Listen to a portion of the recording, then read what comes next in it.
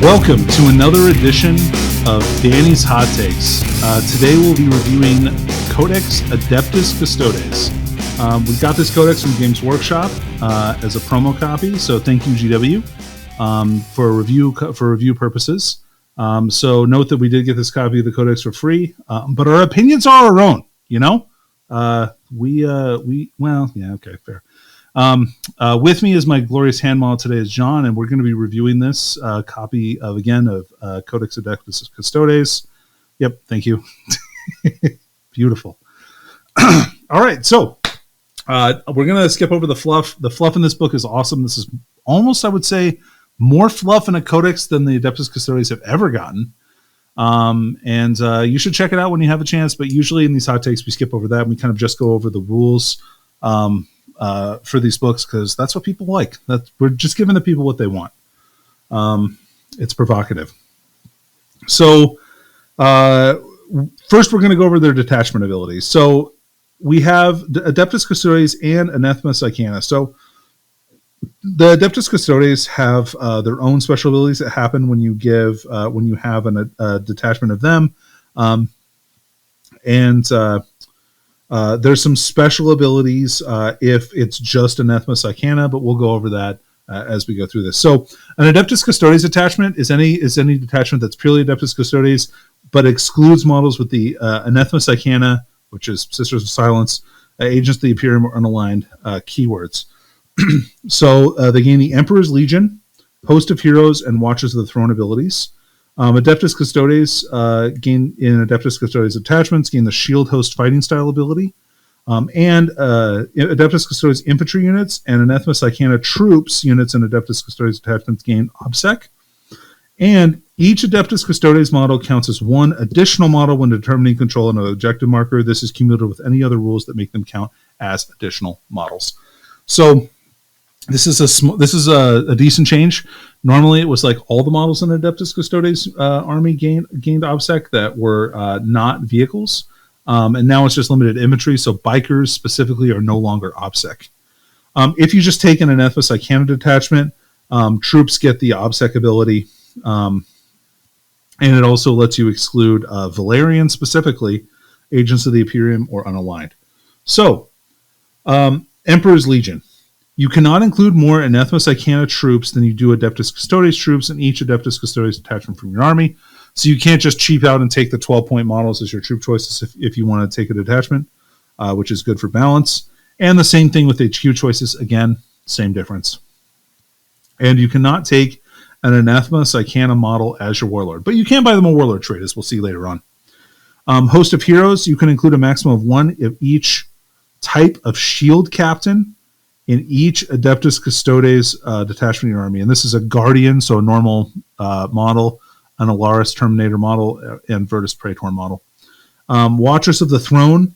For the purchase of the Lookout Sir rule, each Adeptus Custodes infantry and Adeptus Custodes biker model counts as two models for friendly Adeptus Custodes character models of the same shield host.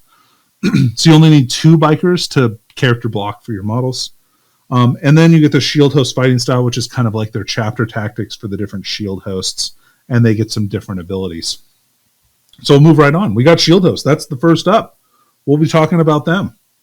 So if your army is battle-forged, Shield Host units and Adeptus Custodes detachment gain access to the following Shield Host rules, provided every model in that detachment is assigned to a Shield Host assigned to the same Shield Host. It's a lot of the word Shield Host. Such that attachment is referred to as a Shield Host attachment. If your Shield Host is not listed in this section, it is treated as an Emperor's chosen Shield Host for the purpose of the following rules. So keep that in mind. So Shield Host fighting style. So you'll get a special Martial Kata for your list, and we'll go over Martial Katas a little bit later. That is kind of a complicated rule.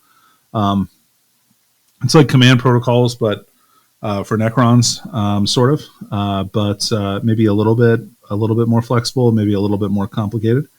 Then they each get a Warlord Trait, a Stratagem, and a Relic.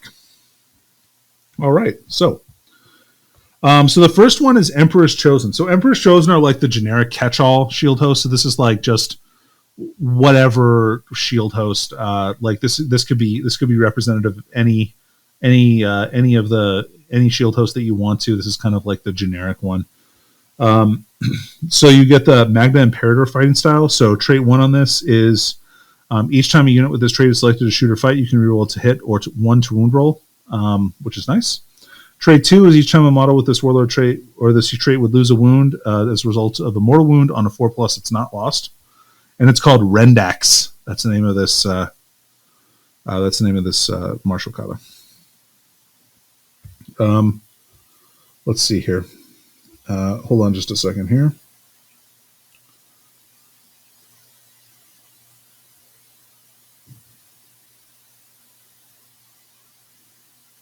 Hold on, I'm going to go back to the shield hosts thing. I just want to read this again really quick. I just want to read the shield host fighting style. So all shield host units in a shield host attachment will gain a shield host fighting style, each of which includes 2 traits. The fighting style also depends on which shield host they're assigned to. Each fighting style also specifies a mortal kata.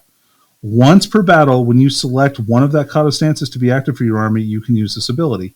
If you do so, that kata's other stance also becomes active for your army. The other kata stance does not count as being selected as the active kata stance, meaning you are not prevented from selecting it in subsequent command phases, providing you haven't already done so, and are able to use this ability even if you selected the other kata stance to be active in your previous command phase. So you can double up on the katas for this particular fighting style. Man, that is a really complicated rule. Couldn't they have made this slightly easier? I don't know. Shield host. Yeah, shield host. Shield host. So you have a Steam Amalgam. So this is the stratagem that they can use. Sorry for the Emperor's Chosen. I'm switching back over. We're reviewing again. Shield host. Yeah, shield host. Thank you, John. Use the stratagem in your command phase. Select one Emperor's Chosen unit from your army, then select one other shield host fighting style. Until the start of your next command phase, the models in this unit have the traits of that shield host fighting style instead of the traits of the Magna Imperator fighting style. So that's pretty cool. So the Warlord Trait is Auric Exemplar. Each time this Warlord fights, after resolving all of its attacks, it can make a number of additional attacks equal to the number of enemy models destroyed as a result of its attacks during that fight, to a maximum of 4 extra attacks. So there's definitely a way that you can get like 10 or 12 attacks out of a dude with this, which is pretty cool. And the relic is the Paragon Spear. It replaces Guardian Spear, which makes it +1 strength on its shooting profile, and +1 strength -2 an extra -2 AP. So strength +3 -5 2 flat damage for melee, which seems okay, which seems decent. All right. Next we have Shadow Keepers. These guys are the prison wardens of the Custodes. Wardens of the Dark Cells is their fighting style. So trait 1 is while an enemy unit's within engagement range of a unit with this trait, subtract 1 from the attack characteristics of each model in the enemy unit. Each time a model in that unit with this trait makes an attack against a character, you can re-roll the wound roll. Martial kata is Captaris. Grim Responsibility is their stratagem. Use the stratagem when a Shadow Keeper's unit from your army, excluding vehicle units, is selected as the target of an attack. Until the end of the phase, they're -1 strength. So this is nice. They did change this because it used to be able to be used on vehicle units, and it was awful. So thank you, GW. I'm glad that they got rid of that. The Warlord Trade is Lock Warden. Each time an attack is made by a Warlord is allocated to a character, you can't take invulns against it. Amazing Warlord traits, especially on like a Virtus Praetor, like Shield Captain, or like a Blade champion. Like him just being able to ignore invulns is pretty tight. And the relic is the status obulette. At the start of the fight phase, select one enemy unit with an engagement, and they get fights last. So that's pretty great too. All right, next we've got the Dread Host. Their fighting style is Instruments of the Emperor's Wrath. Trait 1 is each time a model in this unit is each time a model in a unit with this trait makes an attack that targets an enemy unit within 9 inches, their AP is improved by 1. And trait 2 is you can reroll charge rolls for units with this trait. And this is the martial kata this is associated with is Dakatare. Their stratagem is Golden Light of the Morites. So use this stratagem in your movement phase when a Dread Host unit for your army is set up in the battlefield from using the From Golden Light, the teleport that they get. Until the start of your next turn, they're -1 to hit from shooting and combat, or shooting and close combat. And each time a unit declares a charge, enemy units that were targeted by that charge cannot fire Overwatch or set to defend. Warlord Trade is All-Seeing Annihilator. In your command phase, select this Warlord or one friendly core unit within 6. Until the start of your next command phase, each time a model in this unit makes an attack, a 6 scores 1 additional hit. So exploding 6s, which is pretty dope. And then they have a Castellan Axe Relic, which gets +1 strength on the shooting profile, and it gets -1 AP and +1 damage on the melee profile over the normal Castellan Axe. So people are probably pretty stoked about that because everyone wants a damage 3 Castellan Axe. The next we have the Aqua and Shield. Trait 1 is core units from this trait are eligible to perform heroic interventions. That's pretty dope. Trait 2, each time an attack with an armor penetration of -1 is allocated, it goes to AP 0 instead. And this is Salvus, so they can use these instead of those ones. Shield of Honor is 1 command point. Use the stratagem in your opponent's shooting phase. When an enemy unit is selected to shoot, select one Imperium infantry character from your army. Until the end of the phase, while that unit from your army is within 6 inches of a friendly Aqua and Shield core unit, enemy units can target the Imperium infantry character with ranged weapons. So they get like bodyguard for that guy.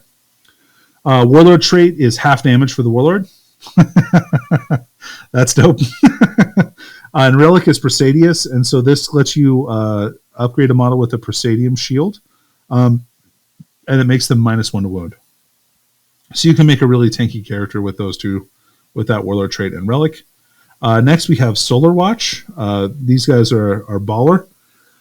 They have the Talon Swordy as their shield host fighting style. Add 1 to the advance and charge rolls made for units with this trait. If a unit with this trait has the Implacable Vanguard ability, add 7 inches to the move characteristic of that models instead of 6. So this is for bikes. They get to advance 7 instead of 6. And then trait 2, units with this trait are eligible to declare a charge in a turn in which they fell back. And the martial kata this is associated with is Callistus. Their stratagem is the Eagle Strike for 1 command point. Use the stratagem in any phase when an enemy warlord is destroyed by a Solar Watch unit from your army. Until the end of the battle, each time a combat attrition is taken for an enemy unit, they get -1. The Warlord Trait is Sally Forth. At the start of your charge phase, select 1 friendly Solar Watch infantry unit. So this could be a character, this can be non-core, doesn't matter. Within 6 inches of the Warlord until the end of that phase, they can advance and charge. And you don't have to select that till the charge phase, which is pretty nice. The Relic is the Swift Sliver Talon. So this is a Relic Guardian Spear. You can shoot and charge in a turn in which it fell back, which is pretty nice. And it's an extra -1 AP on the shooting. And for melee, it's an extra -1 AP on its attack as well. All right, then we have the Emissaries Imperatus. They have trait 1 for their fighting style. Is at the start of the fight phase, if a unit with this trait is within engagement range of any enemy units, you can fight first. And trait 2 is that each time a model with this attack, each time a model with this trait makes an attack, you can ignore any and all modifiers to hit and wound. And this is Conservi, is the martial kata associated with this. Their stratagem is Into the Darkness, which costs 2 or 3 command points. Use the stratagem at the start of the first battle round before the first turn begins. Select a core unit from your army. They can make a normal move as your movement phase. And if it contains 4 more models, it costs 3 command points. Otherwise, it costs 2. So pretty nice to get a big unit up the board for 3 command points. Just letting them move is pretty nice. We have Warlord Trade as Voice of the Emperor at 3 inches to the range of the Warlord's aura abilities, and they get +1 leadership for Adeptus Custodes and Anathema Psychana units within 9 inches of them. And their relic is Halo of the Torchbearer. The bearer has the following ability: Halo of the Torchbearer aura. While a friendly Emissaries Imperatus unit is within 3 inches, it can ignore any and all modifiers to its move characteristic, advance rolls, and charge rolls. You gotta love that. They become Death Guard. And then at the start of the fight phase, roll a d6 for each enemy unit. within 3 inches of that model. On a 3+, the enemy unit suffers 1 mortal wound, or D3 mortal wounds if that unit's leadership characteristic is 7 or less. All right, so those are your shield hosts. There's some really good ones in there. I like probably Solar Watch for their Warlord Trait, and then I like Shadow Keepers is still very good. Their Relic and Warlord Trait is amazing. All right, so we've got a lot of stratagems. Well, not a lot, a decent amount. Well, yeah, the regular amount, 4 pages worth. All right, so we've got Arcane Genetic Alchemy. So this is for an Adeptus Custodes unit that's not a vehicle. It gives them transhuman. If the unit contains 3 or less models, it only costs 1 command point. Otherwise, it costs 2. Sweeping Advance is for a Adeptus Custodes biker unit. They get an extra 3 inches on their Consolidate moves. Pretty nice for 1 command point. Presidium Shield Wall is 1 command point. Use it in the fight phase when a Custodian Guard unit is selected as the target with a melee attack. And every model in the unit has Presidium shields. They get -1 to hit. That just makes them that much more durable in combat. Deathmark. This is whenever you make, at the start of the first battle round, before the first turn begins, select 1 enemy unit. Until the end of the battle, each time a model in a Vigilators unit, and so this is one of the Anathema Psychana units, makes an attack against the enemy unit, you can reroll to hit rolls. That's pretty cool. Not great. It's cool, though. Avenge the Fallen is a 1 command point battle tactic for Adeptus Custodes. Use it in the fight phase. If you're below starting strength but not below half, you get +1 attack to all the models in the unit. If you're below half strength, you get +2 attacks instead. That's really good, especially if you have a big unit and they've been reduced to half strength. Or I guess you have to be below half strength, so that's not great. But even if you lost 1 model, like everybody getting +1 attack for 1 command point is totally good. You've got Slayer of Nightmares for 1 or 2 command points. Use this in the fight phase when a Adeptus Custodes unit is selected to fight. Until the end of the phase, each time a model in that unit makes an attack against a unit with a higher toughness characteristic than its own, +1 to wound. If it's 3 or fewer models, it's 1 command point. Otherwise, it costs 2. Talents of the Emperor. Use this in any phase. After shooting or fighting with an Adeptus Custodes unit from your army, select 1 Anathema Psychana unit within 6 inches of that Custodes unit. Until the end of the phase, each time a model in that Anathema Psychana unit makes an attack, add +1 to the hit. So basically, +1 to hit for being within 6 inches of Custodes is not bad. That just makes them hit on 2s, which is pretty nice. Purgation Sweep. Use this stratagem in your shooting phase when a Witch Seekers unit from your army is selected to shoot, or in your opponent's charge phase when a unit of Witch Seekers is selected to fire Overwatch. Add +1 to the strength characteristic of Witch Seeker Flamers models in that unit are equipped with. So that's pretty cool. Just 1 command point for Strength 5 Flamers, and these Flamers have -1 AP as well. So that's pretty powerful. I think that's a great ability. That's a really good stratagem for 1 command point, if you're going to take that unit. Next, we have a Vigil Unending. This is for... Oh, that's funny. Interesting. Okay, so this says it costs 2 command points. When GW previewed this, just the other day, it cost 1 command point. So I thought it was pretty good, but this costs 2 command points in the Codex. It's basically fight if your character dies and they haven't fought yet. Yeah, John's going to change it for me. Thank you. I appreciate that. Wisdom of the Mortai. So this is basically Wisdom of the Ancients for Space Marines. So you can give your Dreadnought an aura of reroll 1s to hit or reroll 1s to wound for Shield Host Core units. Retribution of the Machine Spirit is 1 command point for Machine Spirit unit to fight on full profile. So if you took that Land Raider, or one of the other vehicles, one of the other tanks, I think they all have the Machine Spirit rule, but I'd have to double check that. I don't know what the Forge World ones do or not. I'd have to look. Indomitable Engines. So this is when an Adeptus Custodes vehicle or an Anathema Psychana vehicle from your army would lose a wound as a result of more wounds, 5 up. Feel no pain against those. Earning of a Name. Use the stratagem when an enemy character is destroyed as a result of a melee attack made by an Adeptus Custodes character, excluding named characters from your army. Resolve 1 of the following for that Adeptus Custodes character. Select one trait of a shield host fighting style that this unit does not have. Until the end of the battle, that unit gains that trait, in addition to any other fighting styles it has gained. Select one stance of one martial kata, page 89. Until the end of the battle, that unit always benefits from that stance, even if the martial kata is not active for your army. You can use the stratagem on each Adeptus Custodes character in your army once. You cannot use the stratagem in a Crusade battle. You must use the earning of a name requisition, which is part of the Crusade rules, which we won't talk about, but are freaking cool. I mean, imagine.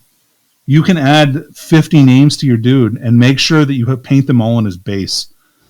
I would like to see just adding a piece of tape to the end of the model's base with all his names on it. Dave Chad Thethatimus the Third, Slayer of Cults. Yeah. And then you have Open the Vaults and the Emperor's Heroes. Open the Vaults allows you to take relics, obviously.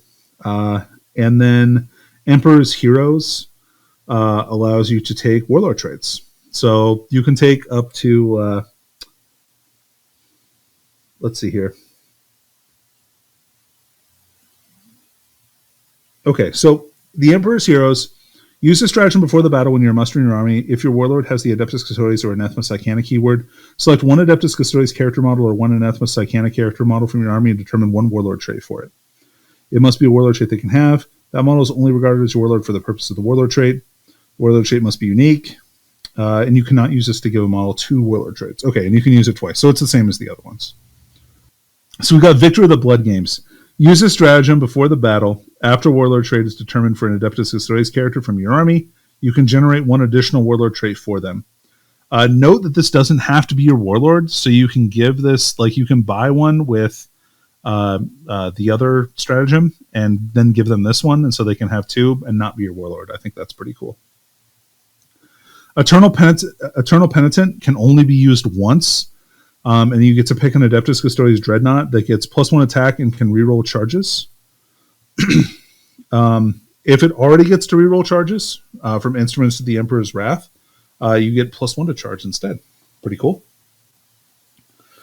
Fraternity of Heroes. Use a stratagem in your heroic intervention step of your opponent's charge phase. Select one Adeptus Custodes unit from your army until the end of the phase. That unit is eligible to perform a heroic intervention if it's a character unit.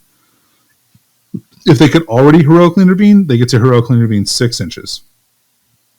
Tight. Martial Discretion. So this one, I'm pretty sure there's a Warlord trait for a bubble of heroic intervention, or there's the fighting style as well that lets you heroically intervene. So I think that's a really great stratagem, potentially. And you have Martial Discretion. 1 or 2 command points. Use the stratagem in your command phase. After selecting the kata stance to be active for your army, select one Adeptus Custodes unit from your army, then select one kata stance that is not active until the end of your next command phase. Until the start of your next command phase, sorry. That unit benefits from that stance instead of the active one for your army. If it contains 4 or fewer models, it costs 1. Otherwise, it costs 2. Indomitable Guardians. 1 command point. Use the stratagem in your fight phase. After an enemy unit has fought, select one Adeptus Custodes unit from your army that is in range of an objective marker and eligible to fight. They fight next. So 1 command point interrupt is pretty good. Unleash the Lions is the same as it ever was. As long as you have an Alaris Custodians unit that has 2 or more models, they break off and become their own cool deal, which is pretty cool. If it contains 3 or fewer models, it only costs 1 command point. Otherwise, it costs 2. Now, no, Alaris Custodians can only be 6 now instead of 9.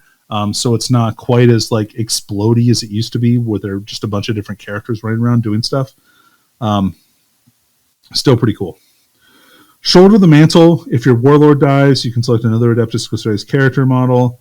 If they don't have a Warlord trait, it gains the Warlord trait of the destroyed Warlord.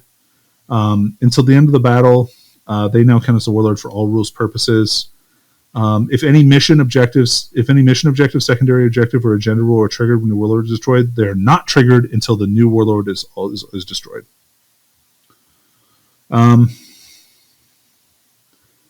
It doesn't say that you can only use this once. So if you have a bunch of Adeptus Custodes character, I guess they can keep stealing the Warlord trait and playing hot potato. I think, yeah, just like they always could, right? Maneuver and fire, 1 command point. Use this in your movement phase when an Adeptus Custodes unit from your army that can fly falls back until the end of the turn. They're eligible to shoot even though they fell back. So notice they say fly and not biker because you also have Venatari, the Forge World unit, the jump pack, so they can use this and fly away and shoot their pistols, which is pretty dope. Also, the bike can do it, which is good. Desperation's price is 1 command point. Use a stratagem in your opponent's psychic phase when an enemy psyker within 18 inches of an Anathema Psychana infantry unit suffers perils. They take an additional D3 mortal wounds. This is really cool because of another stratagem that we'll talk about on the next page called Psych Out Grenade. I'm just going to go ahead and talk about that. That's in the bottom corner there. Use a stratagem in your shooting phase when an Anathema Psychana unit is selected to shoot. If the unit is not within engage range of any enemy units, roll 1d6 on a 2+. The closest enemy psyker within 6 inches invisible takes Perils of the Warp. So you can double Perils a psyker on a 2+ for 2 command points. Well, for 1 command point and then spend the other one if you roll a 1. Anyway. Emperor's Auspice, 1 command point or 2 command points. Use it in any phase when an Adeptus Custodes unit from your army is chosen as the target of an attack. The enemy unit cannot reroll to hit rolls, to wound rolls, or damage rolls for that attack. And that lasts until the end of the phase. If it contains 4 or fewer models, it costs 1. Otherwise, it costs 2. Amazing stratagem. That is so powerful. It is uber annoying when that happens. I know, especially if you have like good rerolls that you want to use and you're just unable to. Hurts real bad. From Golden Light, they come. This lets you units that without the From Golden Light ability can get it, so you can deep strike them for 1 command point. There's no limit to this, so you can pay this as many times as you want to deep strike your units. You have Empiric Severance. Use a stratagem in your opponent's psychic phase after a psychic test is passed for an enemy psyker and any deny the witch attempts were made. If the enemy psyker unit is within 18 inches of any Anathema Psychana units from your army, roll a d6. On a 4+, the power is denied. Pretty cool. Just 4+ deny for 1 command point within 18. Pretty nice. Plus, they're going to be a minus to cast and all that stuff too, which is pretty good. Creeping Dread. Use a stratagem at the start of any phase. Select 1 Anathema Psychana infantry unit from your army. Till the end of the phase, the unit gains Creeping Dread aura. When an enemy unit is within 6 of this unit, each time that enemy unit makes an attack, subtract 1 from the hit roll. So that's kind of cool. You could potentially double stack and get a -2 to hit if they have a +1 to hit or something like that. That's definitely a nice ability.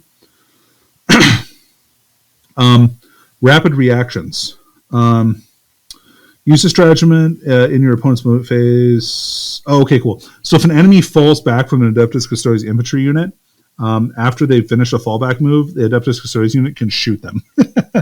It's like that Harlequins one, like the Last Laugh or whatever, where they get to do that. It's super annoying. This would be great on Alaris Terminators because they have all the ability. They have like the grenade launchers, which are pretty good, and also they have their axes or spears that can shoot damage to rapid fire shots. Covered advance. If you have a smoke screen or an Custodian smoke screen or Anathema Psychana smoke screen, you get -1 to hit. So this is reactive for those units. So this is going to be like Rhinos and Land Raiders. Tanglefoot Grenade. So this is probably one of the most hated stratagems ever. I know it was for me every time I play against Custodes. You hate to see it. Although, as John plays Death Guard, he gives no shits. Yeah. Use a stratagem at the start of your opponent's movement or charge phase. Select 1 enemy unit, excluding units that can fly within 12 inches invisible to an Adeptus Custodes infantry unit from your army and roll a d6. If it is your opponent's movement phase, subtract an equivalent number of inches from that enemy unit's movement characteristic. If it's the chart to a minimum of 0. If it's your charge phase, subtract the result from the charge rolls made from the unit's phase. You can only use the stratagem once per turn. It used to be that you could use it in the movement phase. Yeah. Yeah, I agree. That's totally fair and balanced. It's still very powerful for 1 command points. And then finally you have this one. This one's pretty interesting. It's called Teleport Homer. Note that almost every single one of these, unless you have a lot of models in your units, all of these cost like 1 command point. Yeah. Teleport Homer is 1 command point. Use a stratagem in your movement phase when an Adeptus Custodes Teleport Homer unit from your army is selected to move. Remove them from the battlefield in the reinforcements that are in movement phase. Set that unit back up on the battlefield within 3 inches of a friendly Vexillus Prador or a Leia model. So that's the name Sister of Silence character. That model must not have been set up as reinforcements this turn and more than 9 inches away from enemy models. If the battle ends and the Adeptus Custodes teleport unit is not on the battlefield, it's destroyed. So it's interesting. I don't know why they wouldn't be. I don't know why that wouldn't be back on the table. Because they come back down that same turn. I don't know. Weird. Okay. Well, that's still cool. Still a neat way to kind of redeploy units. Next, we've got Captain Commanders. So if your army's battle force and includes any Adeptus Custodes detachment, when you muster your army, you can upgrade a Shield Captain model, excluding named characters in your army, to be a Captain Commander.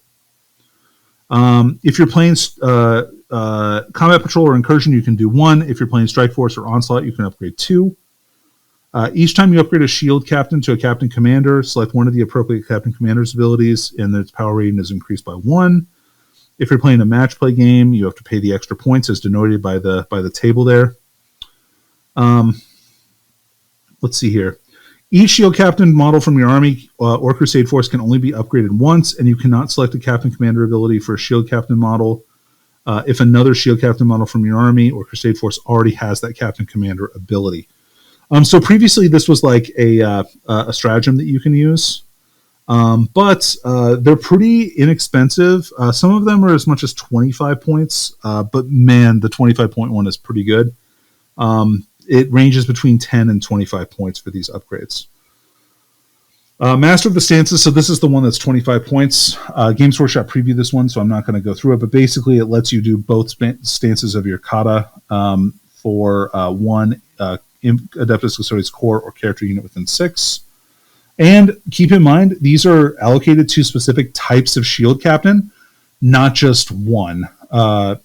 So you can't take like a biker with Master of the Stances. It has to be a Guardian Shield Captain model, which is like the normal Custodes Armor Shield Captain. You can also take Swift as the Eagle, which can declare a charge and which gives him advance in charge, which is also pretty cool. Inspirational Exemplar is plus 3 inches to the Inspirational Fighter, which is their reroll 1's aura. Alaris Shield Captain can do Unstoppable Destroyer, which lets them pile in and consolidate an extra inch, and it can move. It can pile in and consolidate any direction, not necessarily to the closest model, as long as it finishes the move with an engagement range of an enemy unit. You've got Bane of Abominations. Each time this model makes a melee attack against a monster, vehicle, or character, it gets +1 to wound. That's pretty dope, especially on the axe, which is already strength 8, which means you're wounding most everything on probably 2s or 3s at the 3s. 4s at the absolute worst. Defiance of the Last. If this model has less than its starting number of wounds, but more than half, it gets +1. If it has less than half or half of its starting number of wounds, it gets +2 attacks. Nice. Although, I don't know. I don't like any ability that triggers when I get hurt. I'd rather do the hurting than be the hurt, if you know what I mean. Then you have the Virtus Shield Captain, Fierce Conqueror. Each time this model is selected to fight after it piles in, if it's within 2 inches of 6 or more enemy models, then until that fight is resolved, add 2 to its attack characteristic. Ceaseless Hunter lets him fall back and charge. And then Tip of the Spear, whenever this model makes an attack, if it made a charge move or performed heroic intervention, you can reroll to hit and to wound rolls of 1, which is really great, especially since the lance gives a +1 to wound now instead of reroll wounds. So getting to reroll your to hit rolls of 1 on a 2+ weapon skill model and wounding most stuff on 2s, rerolling 1s to wound, pretty nasty. All right. Yes, definitely some standouts there. I like the stuff that gives you advance in charge. Swift of the Eagle is really cool. And then I like Tip of the Spear a lot. I also like all the ones for the Virtus Praetor one. Fallback in charge is an amazing ability as well. Warlord Traits. So there's Adeptus Custodes Warlord Traits, and there's also Anathema Psychana Warlord Traits, so they get their own variant of that. So, Master of Martial Strategy. While this Warlord is on the battlefield, each time you spend a command point or use a stratagem, you can roll a d6 on a 5+, it's refunded. And keep in mind, Trajan gets this one and also gets Champion of the Imperium. Once per battle in your command phase, if units from your army are using the Martial Kata ability before selecting the Kata stance for your army, you can change the order of your Martial Katas, i.e. primary, secondary, or tertiary. Note this does not allow you to select Kata stances more than once. So it kind of lets you shuffle those if you change your mind on how you want them to be set up. Champion of the Imperium. Warlord gets 6-inch heroic intervention. And it gets to reroll hits whenever they make an attack. Pretty nice. Superior Creation is a 5-up Feel No Pain. That's always a classic, really, really good one. Impregnable Mind. Pregnable Mind. If your opponent, in your opponent's psychic phase, if this warlord can attempt to deny the witch as if it were a second model, and it gets +1 to deny, and the warlord counts as 2 additional models when determining control of an objective marker. So he counts as 4 models, which is kind of cool. That seems annoying. Yeah. Radiant Mantle. Each time an attack is made against this warlord, subtract one to hit. That's like the worst one out of all of these by far. And then Peerless Warrior. Each time a warlord makes a melee attack, an unmodified wound roll of 6 inflicts 1 mortal wound in addition to normal damage. And whenever you attack an enemy model, they can't reroll their save. I think that one's pretty cool too. And Valerian gets that one. Then we have the Anathema Icana Warlord traits. We have Oblivion Knight. Alea gets this one. This is they get an Oblivion Knight aura. Add 1 to advance and charge rolls made for Anathema Icana infantry units within 6. And that's characters, everything. And the Warlord rerolls to wound rolls of 1 on all their attacks, which is cool. Silent Judge. While enemy units within 3 of the Warlord, they get -1 combat attrition and lose OBSEC. Man, that's really cool too. Like charge in and make somebody lose OBSEC is rad. Mistress of Persecution.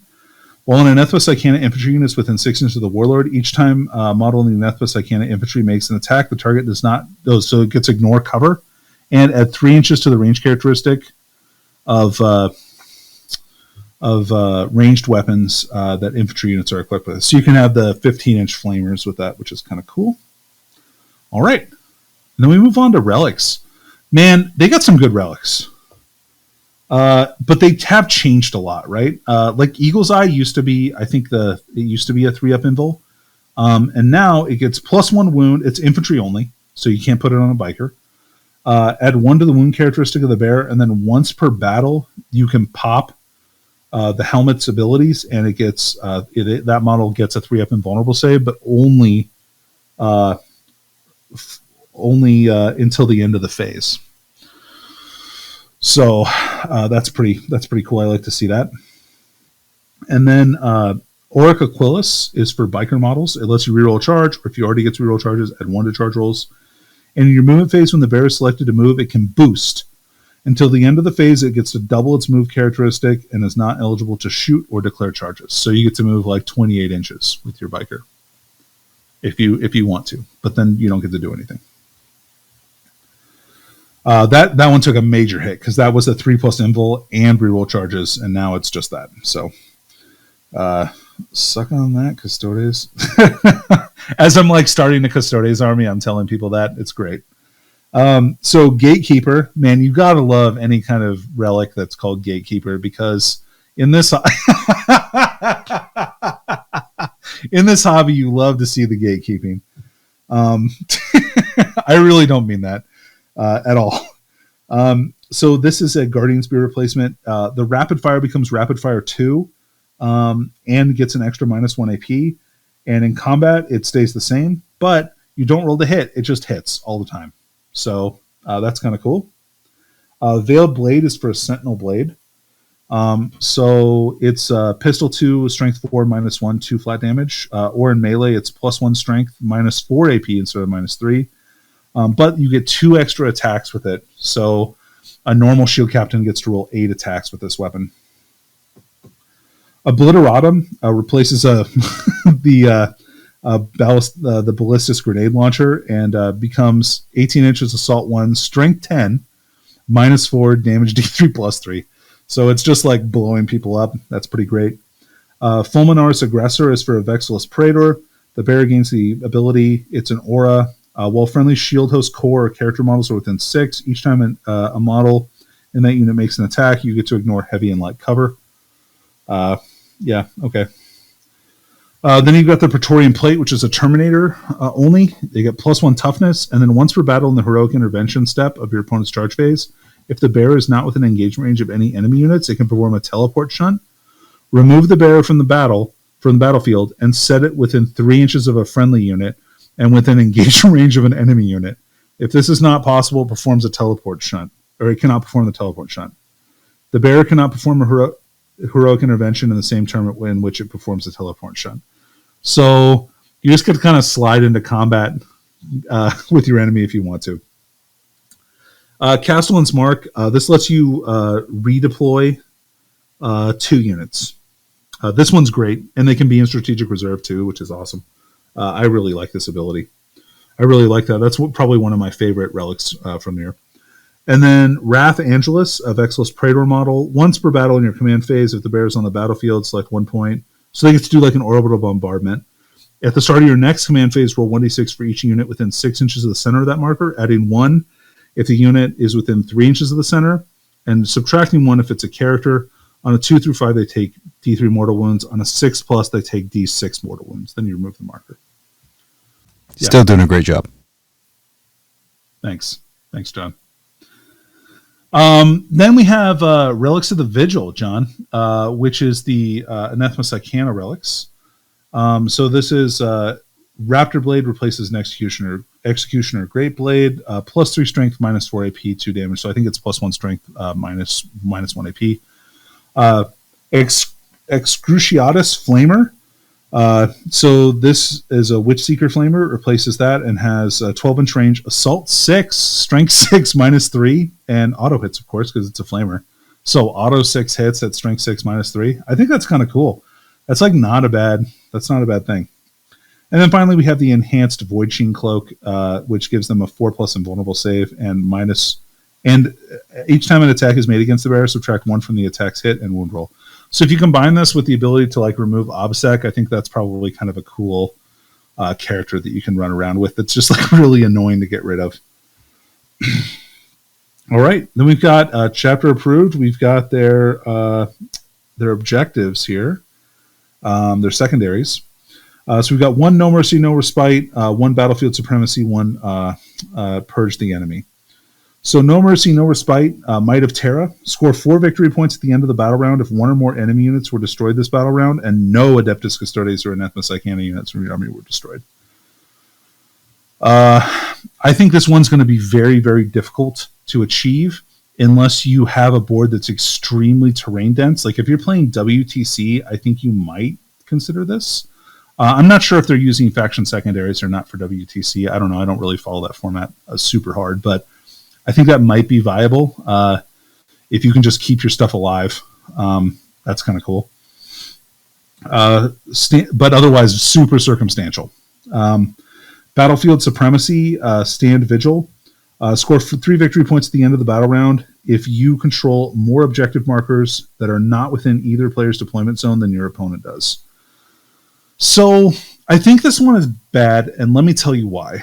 I think I'd rather have Stranglehold than this, like almost all the time, because Stranglehold is done at the end of the player turn and not at the end of the battle round. I think this one is going to be hard. Like your opponent has like a really good chance to deny it unless you go second. And keep in mind you're picking these secondaries before you know whether that's the case. And I just think that I'd rather have the surefire thing instead.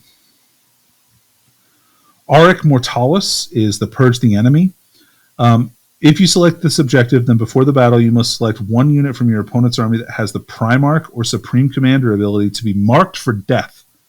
If no such unit exists, then select 1 unit from your opponent's army with the highest points value to be marked for death. Aircraft units are ignored. At the end of the battle, calculate how many victory points to a minimum of 0 you score for this. Uh-oh. A minimum of 0 means there's minuses. All right, score 5 victory points if the unit you selected to be marked for death was destroyed. Okay, that's cool. 5 victory points if the unit you select to be marked for death was destroyed as a result of a melee attack made by an Adeptus Custodes or Anathema Psychana unit from your army. All right, cool. I mean, that's where Custodes are getting stuff done, I think, a lot of times. Score 5 victory points if both of the above are true and the unit you selected to be marked for death was destroyed more than 6 inches away from your deployment zone. So you, stop them before they get too close. Yeah, all right. I mean, kind of if you fight them mid-table, that's pretty easy to do. However, minus 2 victory points for each unit from your army that the unit you selected to be marked for death actually destroyed. Yikes. I think this is kind of circumstantial. Like, if that unit needs to die, that's great. If your opponent just hides it though, and doesn't use it, if they're playing MSU or something like that, you're never going to get to use this. So it has to be like a linchpin unit in your opponent's army that they're gonna be doing stuff or trying to take the center of the board with. I think if that's the case, you may consider it, but I don't know. It's maybe that third secondary that you can't quite decide whether you want to do it or not. Yeah, I think that all of these are really circumstantial. I'm not sure that I'm taking any of them. All right. So, we're going to skip past the Crusade stuff. Sorry, guys. They're really cool, though. The Crusade rules for this book are awesome. You get to generate a whole list of names for your guy, and there's a huge name generator. So, you... John's like, oh, name generator. Are you kidding me? Yeah. So keep generating names for your guy as many as you can. You're talking about Hardcast, Thirsk, Veronica, Clean there. That's a sci-fi name, John. If I ever heard one. All right. Anyway, so we've got abilities that these data sheets have. So we've got Aegis of the Emperor. If you have this rule, you get a 4+ invul save and a 6+ feel no pain against mortal wounds. So basically all the Custodes units have this. Daughters of the Abyss is the Anathema Psychana, so the Sisters of Silence, they get this. Cannot be affected or targeted by psychic powers. Each time a psychic test is taken for the unit, subtract 1 from the total for each unit within 18 inches to a maximum of -3. And each time an attack is made by a model that targets a psyker or a demon within 6 inches, add 1 to wound. So that's kind of cool. And then from Golden Light, basically you get to teleport onto the table. And then we have the Martial Katas. Okay. So I'm going to read this because it's a lot here. If every unit from your army has the Adeptus Custodes keyword, excluding Anathema Psychana, Agent of the Imperium, and unaligned units, and every unit that is assigned to a shield host is assigned to the same shield host. So you have to be all from the same shield host. You can't have mixed shield hosts. This unit can use the ability, and the following rules apply. After both sides have deployed, but before you've determined who will have the first turn, you must select a primary, secondary, and tertiary martial kata from the list opposite for your army to use during the battle. Note this down secretly on your army roster. In each of your command phases, so long as one is available, you must select one kata stance to become active for your army. Each time you do so, units from your army with the ability benefit from it until the start of your next command phase. Okay? When selecting a kata stance to become active, the following rules apply. You cannot select a kata stance more than once. You must select a primary kata stance first, and you cannot select a tertiary kata stance until you have selected a secondary kata stance. So you have to have first a primary, then a secondary, then a tertiary if you want to move in that direction. Once you select a stance of a different martial kata, you cannot select a stance of a previous martial kata. So the example here is kind of important. Every model in Emily's army has the Adeptus Custodes keyword. She selects Rendax as her primary kata, Decatari as her secondary kata, and Callistus as her tertiary kata. In her first command phase, she selects Rendax 2 stance to be active. In her second command phase, she can select Rendax stance 1 to be active, or because she can't go back and select Rendax stance 1, she can select Rendax stance 1 to be active, so she can do that, I'm sorry. Or she can select instead Dakari stance 1 or 2, and as she has previously selected a primary kata stance. She cannot select a Kalistao stance because she must select a secondary one before she can select a tertiary one. So she selects Dakatari stance 1 to be active. So she's moved on past her primary and gone on to her secondary. In her third command phase, she can select Dakatari stance 2 or Kalistara stance 1 or 2. She cannot select Rendan stance 1, and she cannot select a stance of she cannot select a stance for her previous kata. She selects Callistus stance 2 to be active. In her fourth command phase, she can only select Callistus 1 because that's the only remaining one that she has. She can't go back in time and select Dakatari stance 1 if she wanted to. So note, in the fifth battle round, she gets no katas. So you really have to be like very conservative when you're selecting these, and like you almost want to follow the order to make sure that you're going to get a kata every turn. But you have to also pick the one that's going to be right in the turns that you need it. Guys, I just want to add in here real quick. Alveola submission, 2 days. Have fun. No. LVO submission is in like 10 days, right? Or 9 days. Oh, 9 days. Yeah, for right. But still, I really hope they don't drop 2 of the most complicated books just over a week before. Just this thing is going to be hard for people right away. I'm like, honestly, I'm still a little bit confused on the Shield Host stuff. I'm going to have to read that again. And I read this at least once. Hey, Danny. Shield Host. I don't know. I'm pretty dumb though. So it might just be like my disability here. Shield Host. Shield Host. Thank you. John, can't you wait for me to use this on people and on the team event? No, we will absolutely just be saying Shield Host over and over and over. All right. So Callistus, stance 1. Each time you advance, you get to roll an additional d6 and discard one of the results. Stance 2. Each time this unit makes a normal move or advances in your movement phase, in the following shooting phase, it counts as remain stationary, so you can advance and shoot without penalty. Conservi. You can, stance 1 is action in which you advanced or fell back, which is awesome. That's a great one. Stance 2, when you're performing an action, you can shoot without it failing. Okay, that's fine. That's not a big deal. Dakatari. Stance 1, each time an enemy unit piles in or consolidates, if it starts that move within engagement range, subtract 2 inches from the distance the enemy unit can pile in or consolidate. That's actually really cool. I don't think we've seen an ability that reduces the movement that your opponent can do for consolidation. So that really can kind of limit like what models get to fight, especially if they had like a low charge or something like that. Stance 2, each time a unit fights, it can use this ability. If it does so, until that fight is resolved, add 1 to the attack characteristics of models in that unit and change the damage characteristics of melee weapons they are equipped with to 1. So basically, they get +1 attack, but go to damage 1. That's less cool. All right, so Salvus, +4 inches to the range of ranged weapons in the unit is equipped with. Okay. If the unit stance 2 is if the infantry unit did not advance in your movement phase in the following shooting phase, if it is not within engagement range of any enemy units, it can shoot twice with Auric Weapons, which are what you would expect them to be, but we'll go over that at the end of this. Rendex.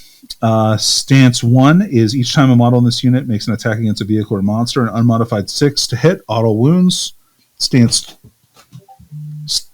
2, each time a model in this unit makes a melee attack against a vehicle or monster unit, if that model's unit has made a charge move or was charged heroically or performed a heroic intervention, add 1 to the strength characteristic. So that's pretty cool. And Captaris, each time a melee attack is made with this unit, the hit roll cannot be rerolled. So you can't reroll to hit rolls against them, which is nice. They're a little mini Mortarion. Stance 2, each time an enemy unit, excluding vehicle and monster units within engagement range of any infantry units from your army, with this ability selected to fall back, roll off with your opponent, adding 1 of your opponent's roll if the unit can fly. If you win, they can't fall back. So they get kind of like witch nets, with the ability, with fly units being obviously easier able to escape. Okay, so John, what do you think of martial katas? Is that complicated? Like, do you get it? I mean, I get it. It's not super complicated. I think it's a trend of 9th edition codexes so far, right? Where we're adding complexities to the different armies in order to give them flavor. And it's very flavorful.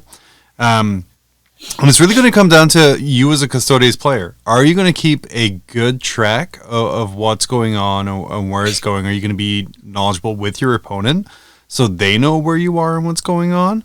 But I think it's a really good flavorful way, one, to introduce how badass Custodes are in the universe, and two, to introduce Gymkata to the 40K universe, which is an amazing movie. Yeah, fair. Yeah. Nice. But no, I think it's a great flavorful role. Anything which has turn progression or makes you think beyond army construction or movement. Like, which Gymkata am I going to use this turn? Who knows? Like, I really like things like that. So yeah, big fan. But I'm sure. I think it's cool. Me too. I'm excited for the flavor. Like going to a good barbecue. Yeah. All right, so let's move on to the actual data sheets themselves. Let's see how badass these guys actually are, right? So first up, we've got the man in charge, Trajan Valoris. You love him, you hate him. I don't know. It's your choice. He's pretty good, though, I think. He's pretty reasonably priced. I think he's 170 points. Maybe 160, I don't remember. Anyway, weapon skill 2+, just the same normal Custodes stats. Weapon skill, ballistic skill 2+, strength and toughness 5. He has 8 wounds, though. 8 wounds and 6 attacks. And the newfangled leadership 11 that all the Custodes models have. His Watcher's Axe is strength 5 -1, 2 damage, like it was before. He has a Misericordia, and he has the Watcher's Axe in melee, which is ×2 strength. So he's strength 10, -3 AP, and 3 flat damage instead of D3, which is rad. He's got Aegis of the Emperor. He's got Martial Kata. He's got a 5-up Feel No Pain from Adamantine Mantle. And he's got the Captain General. If your army's Battleforged, he has to be your Warlord. And he gets an addition, and he gives you an extra command point and gets 2 Warlord traits instead of 1, which you've seen on the required Warlord traits. He has the legendary Commander Aura, which gives Custodes core units within 6 reroll to hit and wound of 1, which is great. And he's got his Moment Shackle. So the Moment Shackle can do once per battle. It can do one of 3 things. At the end of the fight phase, if this model is within engaged range of enemy units, it can fight again. When a saving throw has failed for this model, the damage characteristic of that attack is changed to 0. So if they hit him with like a big, tower railgun, 3+3, yeah, or he gets hit by a railgun, he can go, nah, bro, I'm good. And then after an enemy unit has fought, this model is eligible to fight. You can fight with it next, so he can interrupt for free as well if you want. He's a cool model. I don't think he's a gimme all the time, but he's definitely very good. So this is the Guardian Shield Captain. You can see he has the Guardian keyword. He has the most different options. So he can take all the normal Custodes weapons. He can take the Presidium Shield. He can take the Axe. He can take the Spear. If you don't give him a Presidium Shield, he can take the Misericordia. He has Inspirational Fighter, and that's basically it. Like, so he gets to give people reroll 1s. He's got 7 wounds and 6 attacks, so he's still a monster in combat. Like, I'd say he's pretty close to a Demon Prince. Like, he's maybe a little bit less powerful than a Demon Prince. Next, we have the Alaris Captain, who's the difference there is he's got 8 wounds instead of 7. He's got the Inspirational Fighter. He's also got From Golden Light, so he can teleport. He just can't take the Presidium if you want to take that. But he can still take the Axe. And he gets the Ballistic Grenade Launcher, which is Assault D3, Strength 5 -3 with Blast. And then finally, we have the Shield Captain on Dawn Eagle Jetbike, who has a princely 9 wounds. You love to see 9 wounds. Toughness 6 attacks. He's got Hurricane Bolter, which is still Rapid Fire 6. Or he's got the Salvo Launcher, which is Heavy 1, Strength 8, -4, Damage D3 +3. The Interceptor Lance is +2 Strength, -3 AP, 2 flat damage, and if he charged or performed heroic interventions, he gets +1 to wound. Now note that the bikers lost stooping dive, so they're not getting the extra, like the super long heroic intervention kind of that they used to get. Definitely something to think about there. And then he also gets the Implacable Vanguard, which means he can auto advance 6, which makes him movement 20, or he's just movement 14 and then charge you. All right. Next, we've got the Blade Champion. What a great model, man. I built and painted one, and I just love this guy. So he's got the Vault Swords, which have the 3 different attack methods. Check them out. They're really cool. He's got Consummate Swordsman, so he's got like transhuman against attack rolls. And he gets +1 to save because he's only got a 3+ save because he's got leather pants because he's cool. And then he has Martial Inspiration. So if he declares a charge, if other custodians declare a charge against the unit he's engaged with, they get +1. And he's got a 6-inch heroic intervention and gets to fight first. So pretty cool. He's got a different stance for every season. Then you have Valerian. So he's like a named shield captain. He's got the same stats as a normal shield captain does. Gnosis is his weapon. The cool thing about Gnosis is in melee, it's a normal Guardian Spear. So +2 strength it's -4 instead of -3. -4 AP, 2 damage. Each time an attack made by this weapon is allocated to an enemy model. An enemy model cannot use any rules to ignore the wounds it loses. So no feel, no pains, that kind of stuff. A really great ability. And then he has Inspirational Fighter. He also has Shield Host. So he gets all the Shield Host abilities, which is great. Also, Trajan has that as well. So you can kind of customize these guys a little bit more and they can fit into any Shield Host. So you don't have to worry about them messing up your Shield Host abilities. He has Hero of the Lionsgate, which gives him permanent transhuman. And Golden Laurels, which once per battle round, he gets to reroll to hit, to wound, charge, or saving throw for him.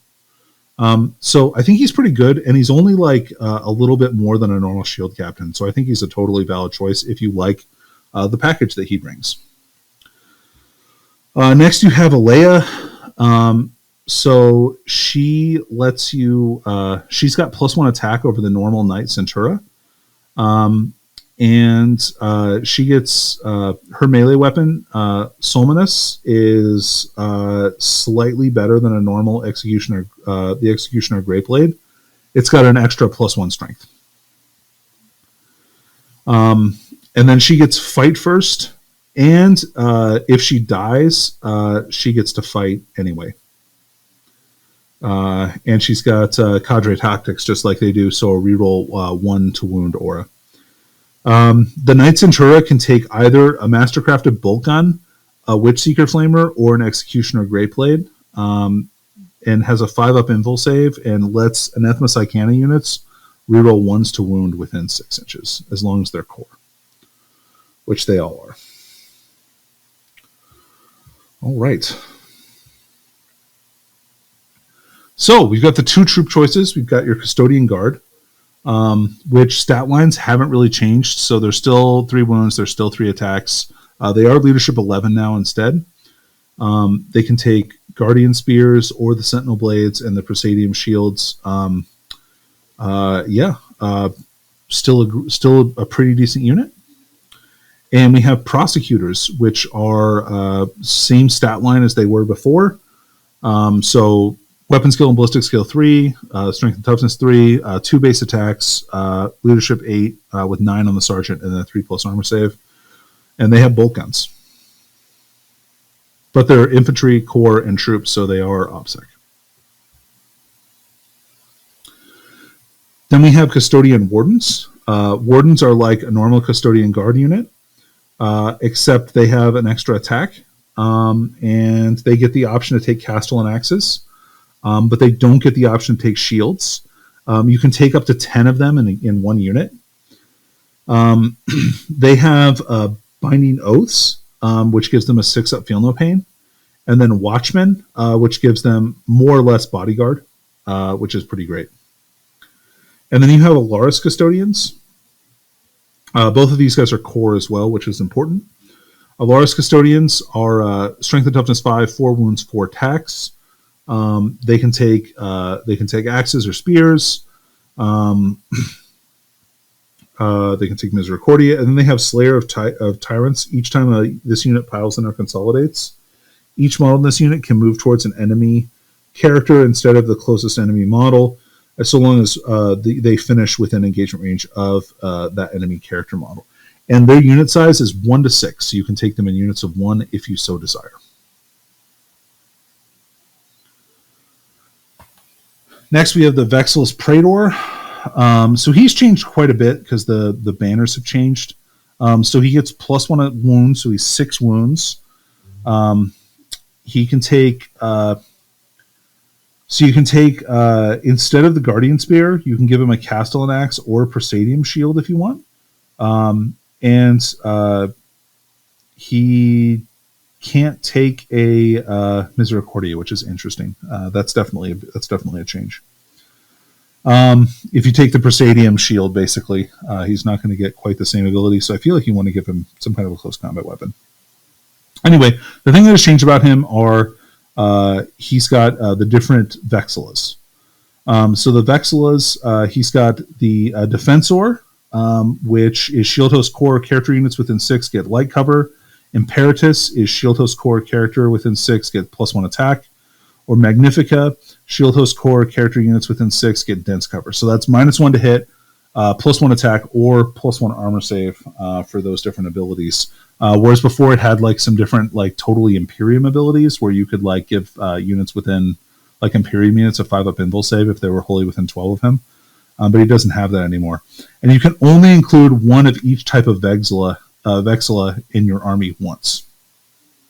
But otherwise, he's got Aegis of the Emperor and Martial Kata.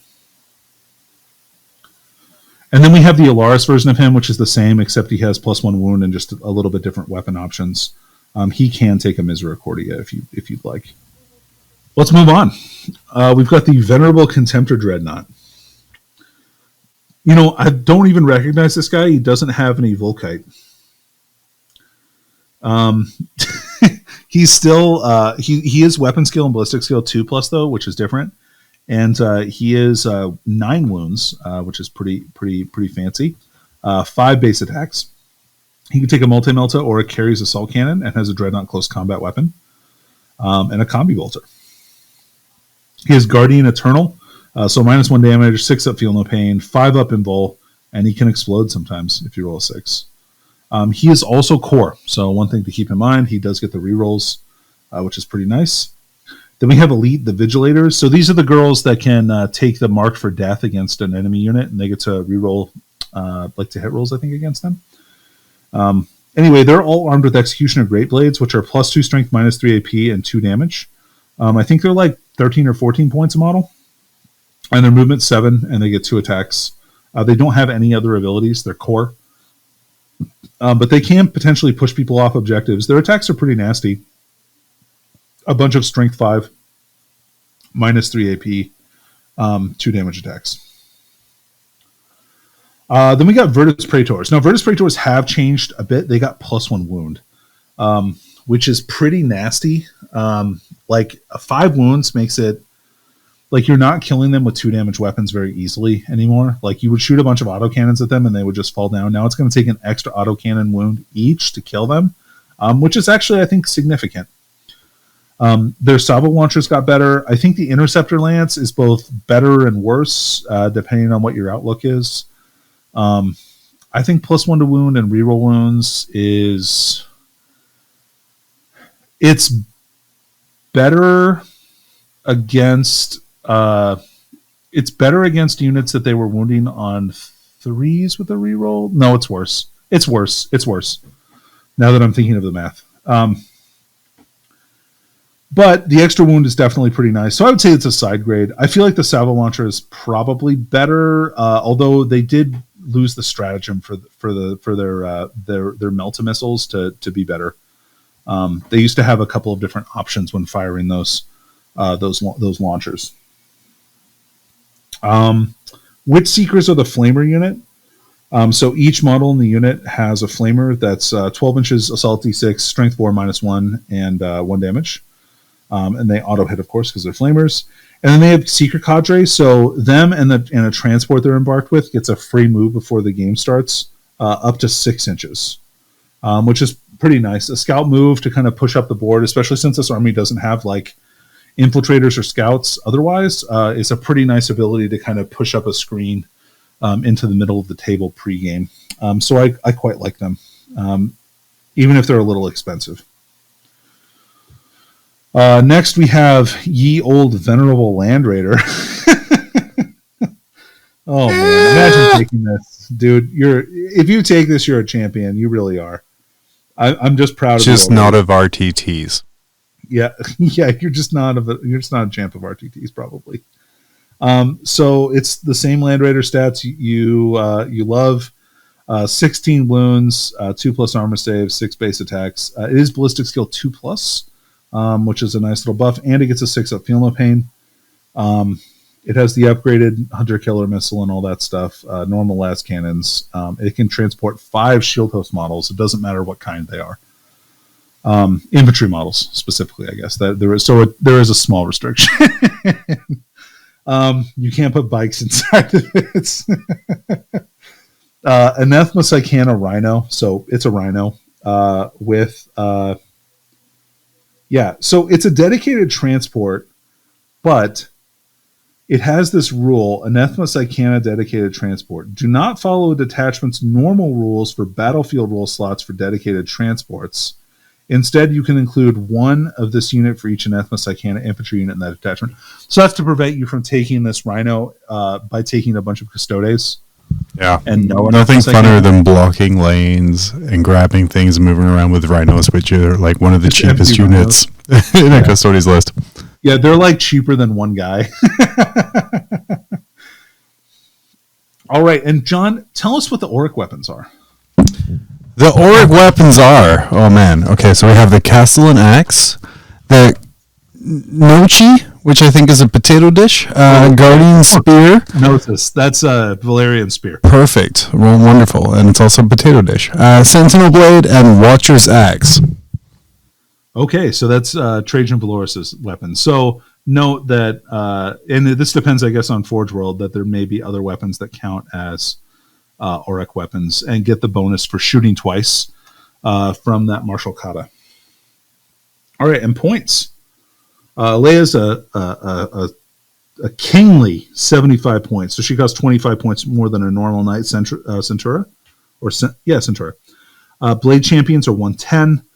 Shield captains, these are the Guardian Shield captains, are 110 with 5 points for a Misericordia or 10 points for a Presidium Shield.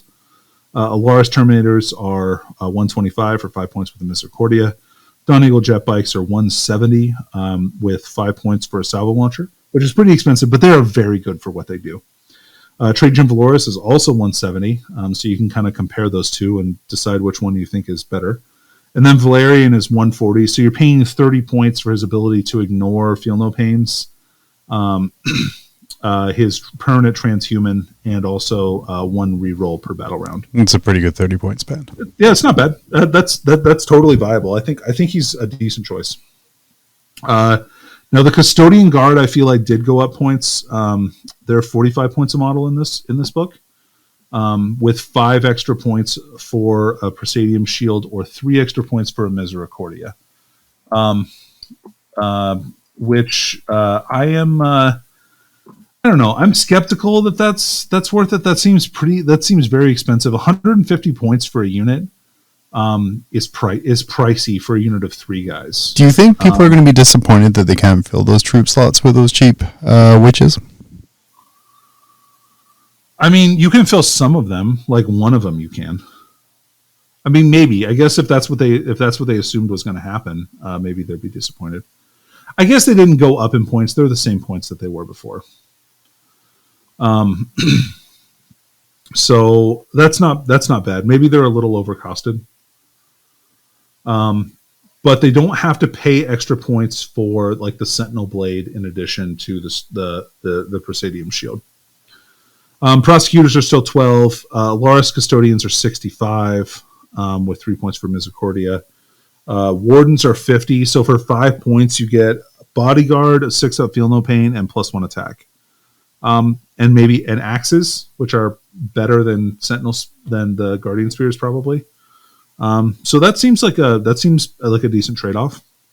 They are OBSEC as well, so maybe you don't want to take Custodian Guard a little bit. I don't know.